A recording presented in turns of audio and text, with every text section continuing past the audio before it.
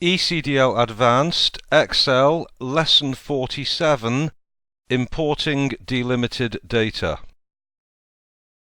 We're still working through Section 10, Linking and Importing. We've dealt with linking cells, linking between worksheets and workbooks, linking to a Word document, using hyperlinks, and in this lesson we're going to discuss importing delimited data. Data can be imported to a spreadsheet in various formats. Data may be imported into a workbook from a text file, as long as the text file has been saved in the correct format and the text set out in such a manner that separators, that's tabs or commas or spaces, etc., can be specified to split the text into the columns. Last lesson we were working with the workbook Hotel. This should either still be open, or if not, please open it. Let's add a new sheet. That's the plus button down here. And rename the sheet to be Staff. So double click where it says Sheet 1 and then Staff. Let's zoom in, so I'm doing Control and then the mouse wheel. Click on cell A1 of the Staff worksheet, then on the Data tab, within the Get and Transform Data section, we want From Text. As an aside, on some other versions of Word, the group will be called Get External Data.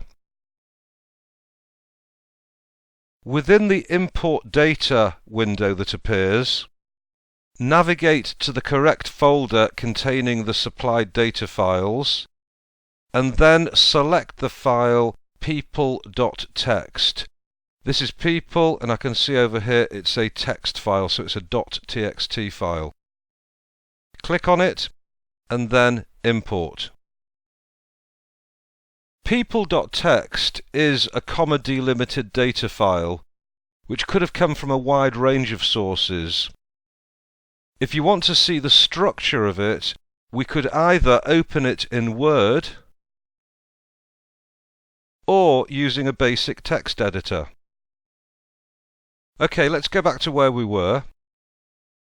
Excel has determined that the file that's being imported is a delimited file, and that the separator used is commas.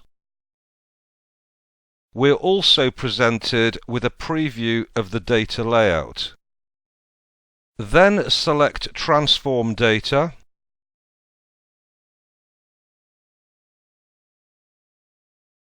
and then press Close and Load. If we now save the workbook as Hotel 2,